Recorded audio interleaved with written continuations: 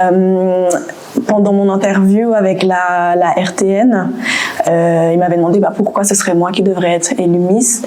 Et je leur ai dit, écoutez, ce serait bien d'avoir une Miss qui est noire. Et ils m'ont répondu, mais pourtant, la Miss du coup actuelle à l'époque, Chania, elle est noire. J'ai dit, oui, elle est métisse.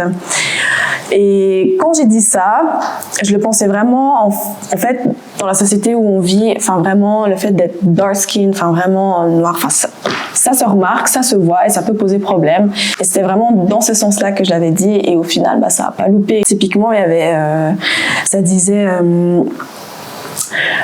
maintenant, c'est plus dans les champs de coton, c'est dans les champs de vigne. On n'est plus à notre place. Il y avait des petites vannes en mode faut pas que du vin blanc, faut du vin rouge.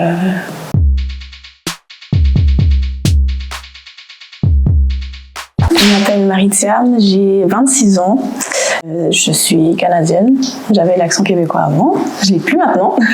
Je suis sinon d'origine sénégalaise et ça fait 11 ans que je suis en Suisse, à Neuchâtel.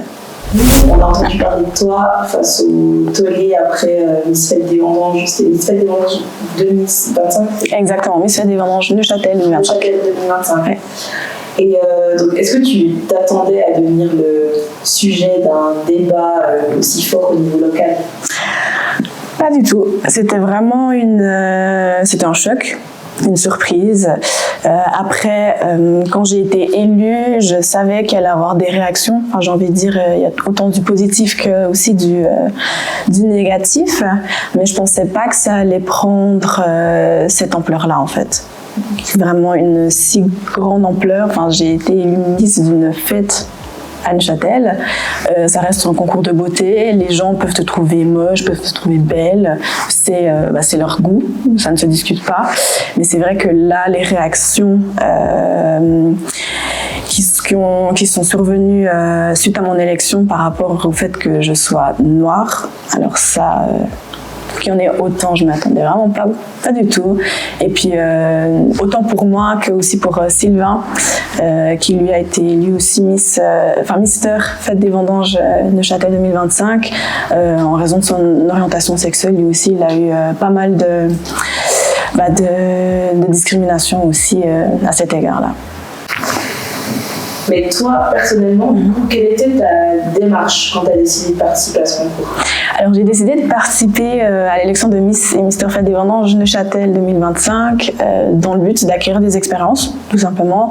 J'ai toujours adoré tout ce qui était le monde de la mode, de la beauté. Et je me suis dit, pourquoi pas, en fait, commencer tout simplement avec ce concours-là qui intervient dans le cadre de la Fête des Vendanges à Neuchâtel, qui est une fête très connue où on met en avant la convivialité, les gens sont heureux, on mange, on boit, c'est la fête. Et je me suis dit, dans ce mood-là, pourquoi pas commencer par ça. J'avais pas forcément d'attente en particulier, vu que c'était vraiment en fait l'inconnu. Puis c'était la première fois que je participais et même que du coup je sois élue, que j'obtiens un titre comme ça. Après, quand même mes attentes c'était de voir comment ça se passe d'être exposé publiquement, de rencontrer des gens. Après c'est quand même quelque chose que je fais dans le cadre de mon travail, vu que je suis conseillère en clientèle privée en banque. Donc il y a le contact avec la clientèle, mais ça rejoint un peu le fait d'être exposé publiquement où là on va à la rencontre de la population neuchâteloise, on discute, on échange nos expériences, on représente le canton de Neuchâtel aussi à travers différents événements emblématiques. Par exemple, je peux citer la marche du 1er mars. Jamais autant marché de ma vie. Alors là, on est parti depuis la Chaux-de-Fonds jusqu'à la collégiale. Je vous jure, mes jambes s'en souviennent. Donc c'est vraiment en fait de découvrir. Franchement, j'ai appris beaucoup sur Neuchâtel.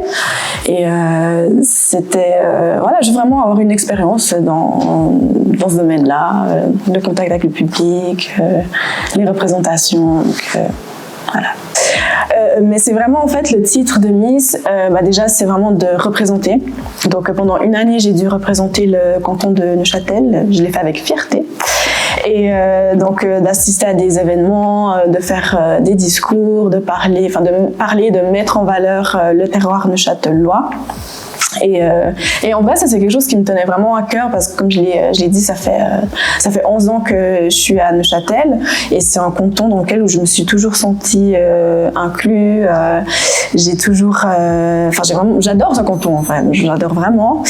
Et voilà, je voulais aussi en découvrir davantage plus sur ce canton-là, avec une autre casquette, pas la simple casquette de la citoyenne de Châtelloise. Là, je l'ai fait en tant que représentation publique.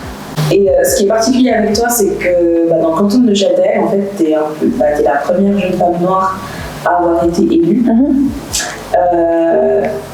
Et déjà, ça te fait quoi, en fait ça, parce que c'était quand même, ça va quand même rester marqué en fait dans le canton. Alors j'en suis fière. Je pensais pas accomplir ça en vrai. Ça paraît peut-être une petite victoire, mais je trouve que c'est un pas en avant pour que les personnes noires soient mises en avant en fait, parce qu'on a notre place partout. On peut faire ce qu'on veut en fait. Il faut pas se limiter au fait que juste parce qu'on est noir, on n'a pas notre place.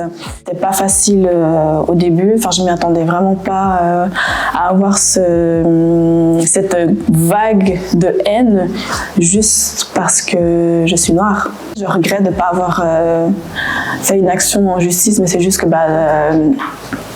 dans l'état dans lequel j'étais, j'avais pas la force ni le mental pour. Donc, mais après aussi, je tiens à dire, la Miss avant moi, Chania, elle est métisse aussi. Et pendant mon interview avec la RTN, il m'avait demandé pourquoi ce serait moi qui devrais être élue Miss. Et je leur ai dit, écoutez, ce serait bien d'avoir une Miss qui est noire. Et ils m'ont répondu, mais pourtant, la Miss du coup actuelle à l'époque, Chania, elle est noire. J'ai dit, oui, elle est métisse. Et quand j'ai dit ça, je le pensais vraiment, en fait, dans la société où on vit, vraiment, le fait d'être dark skin, vraiment noir, ça se remarque, ça se voit et ça peut poser problème. Et c'était vraiment dans ce sens-là que je l'avais dit. Et au final, ça n'a pas loupé. Quand Chania a été élue, ça c'est passé crème. Mais là, du moment qu'on passe d'une teinte un peu plus foncée, là, ça pose problème. Moi, j'ai quand même un petit peu envie de challenger le fait que ce qui est bizarre, entre guillemets, ou surprenant, on va dire, c'est qu'on a élu une Miss noire et puis un Mister qui est de la communauté LGBTQ. Et c'était aussi un peu au centre du débat. Moi, j'ai vu certains commentaires, réactions, de dire que c'est comme si on avait fait exprès, en fait, pour montrer un peu ce côté diversité. Qu'est-ce que tu penses de ce commentaire-là?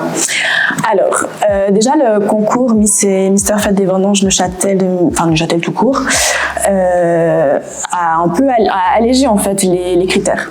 Donc déjà, il n'y a plus besoin de faire une certaine taille, il n'y a plus besoin d'être âgé c'est dès 18 ans, mais sauf erreur, c'était de 18 ans à 25 ans, quelque chose comme ça. Maintenant, en fait, c'est ouvert pour justement que toute personne peut s'identifier à une personne qui serait élue.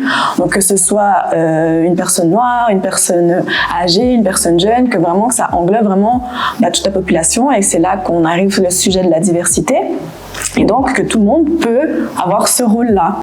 Et ce qu'on a pu voir sur les réseaux, notamment avec un certain média où je pense comment la chose a été amenée de mon point de vue n'aurait pas dû être amenée de cette façon-là. C'est que vraiment, en lisant en fait le titre, on comprend qu'on a été élu. Moi j'ai été élue parce que je suis noire et que Sylvain a été élu parce qu'il est gay. Alors que pas du tout. Déjà, on a été élus parce que les gens, ils adoraient, on avait une certaine vibe, on a une certaine prestance aussi. Il y a aussi le critère de la beauté. Après, chacun a ses goûts.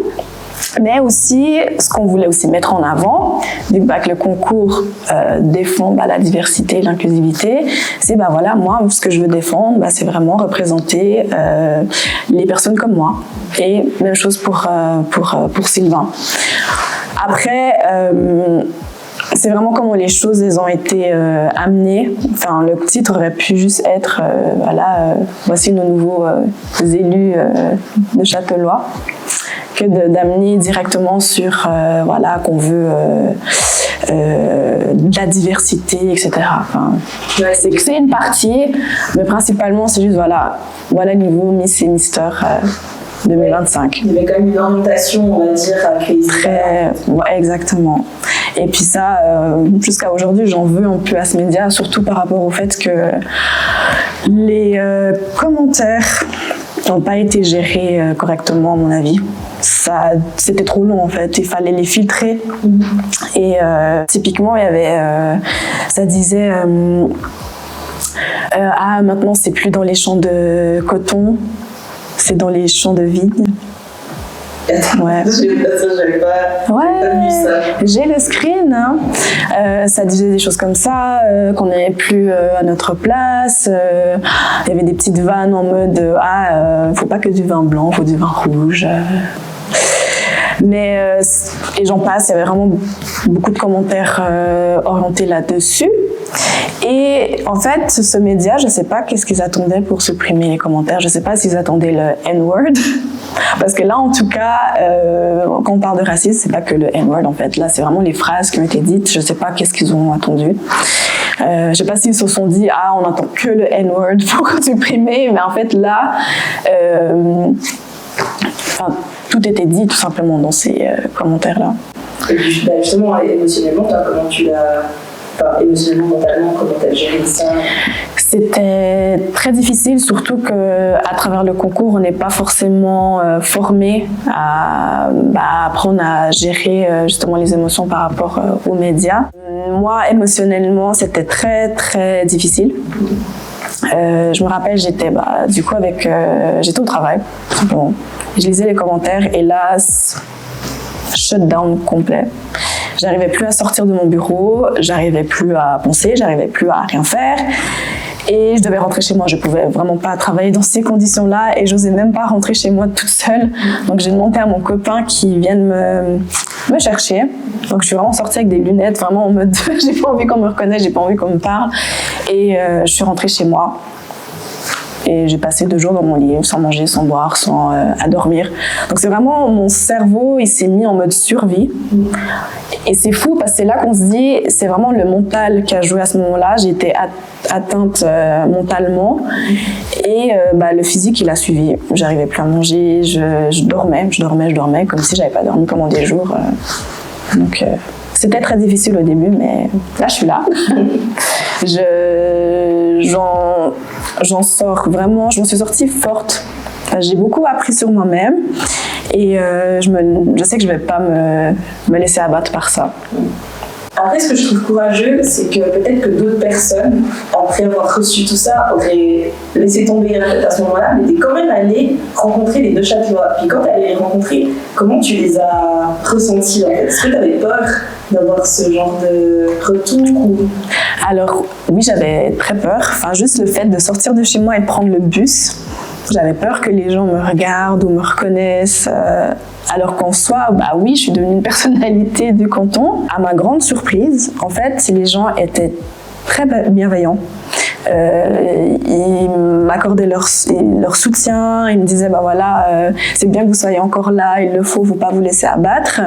Et au final, c'est là que je me suis dit, en fait, les gens sur les réseaux qui ont justement eu ces commentaires négatifs, jamais de la vie ils viendraient le dire en face. En fait, ils n'auraient jamais le courage de le faire.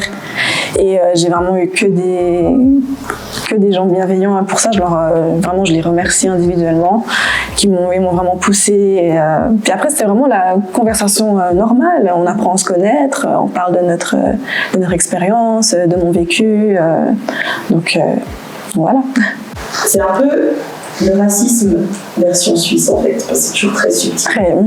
Mais est-ce que tu penses que les gens se rendent compte en fait que c'est quelque chose qui existe, mais qu'on ne voit pas forcément et qu'on n'arrive pas toujours à prouver? En plus, c'est marrant parce qu'il y a quelques années, je pense que j'étais trop jeune et peut-être insouciante. Les gens souvent me demandaient, mais Marie, est-ce que tu as déjà eu des remarques racistes ou autres? Et je leur ai dit, bah non. Sur le moment, vraiment, j'étais là, non, j'ai pas vraiment eu de... Ou peut-être que soit c'était vraiment trop subtil, et pour moi, c'était normal. Mais à l'époque, j'étais trop jeune pour le savoir. Et maintenant, à 26 ans, j'aurais envie de dire à la Marie de 15 ans en mode en fait tu fais quoi là, ce qu'elle vient de te dire en mode par exemple, j'ai un exemple qui vient, t'es belle pour une noire, et je disais merci. Là maintenant tu me sors ça, mais je suis là, mais quoi, ça veut dire quoi en fait ta phrase? Donc c'est vrai que le racisme subtil qu'il y a en Suisse, je pense pas que les gens s'en rendent compte. Après, j'ai envie de dire merci au réseau, dans le sens où, notamment quand il y a eu le début du mouvement Black Lives Matter, là, il y a eu beaucoup plus d'informations où certains commentaires vont dire qu'on est beau ou belle pour, en tant que noir, ça se dit pas. Ou juste parler de nos cheveux, c'est juste c'est des cheveux comme tout le monde en fait, ils sont juste différents, voilà, voir les toucher, ou encore comme j'ai dit avant, me faire comprendre que je travaille en banque et je suis noire, c'est quelque chose d'incroyable, alors que c'est juste, ça devrait être normal. Et en même temps, ça ne l'est pas aussi. C'est vraiment, il y a cette balance-là où que je pense que les gens, ils se rendent pas forcément compte, ou même des fois au travail, quand je dis à mes collègues, j'ai eu ce genre de commentaires, et pour eux, c'est normal. Je leur dis, mais en fait, non, c'est pas normal. Là, on s'attaque à ma personne. C'est pas du tout normal. Et après, je pense pas que c'est minimisé, mais je pense que c'est un manque d'information. Et peut-être un manque d'éducation, tout simplement d'information, de se dire il y a des choses qui ne se disent pas en fait, que voilà, on peut avoir une opinion, mais chaque personne a le droit d'être comme elle est en fait, et sans se justifier. Du coup, dans tout ça, est-ce que tu as quand même reçu du soutien, et puis particulièrement en fait aussi du comité de fête des Vendanges? Est-ce que comment eux ils ont réagi? Est-ce qu'ils t'ont protégé? Comment ça s'est passé?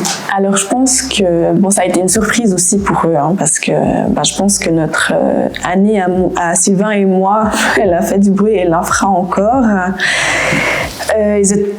À mon avis, ils n'étaient pas préparés non plus. Et après, ils m'ont soutenu. Ils m'ont envoyé des messages. Ça, il n'y a pas de souci. Ils m'ont même orienté vers des spécialistes, voir comment je devais réagir. Si je voulais, par exemple, m'adresser à des médias, ils m'ont mis en contact avec des personnes et tout. Mais à ce moment-là, j'étais vraiment pas... vraiment, tous les interviews, j'ai décidé de les faire à la fin de mon règne, vraiment clore le chapitre, et pour vraiment avoir en fait un recul, prendre du recul sur toute l'année et en parler. Et par rapport au soutien que j'ai eu, j'ai reçu beaucoup de soutien, que ce soit même de vous en fait, le message que vous m'avez envoyé, je vous en remercie d'ailleurs.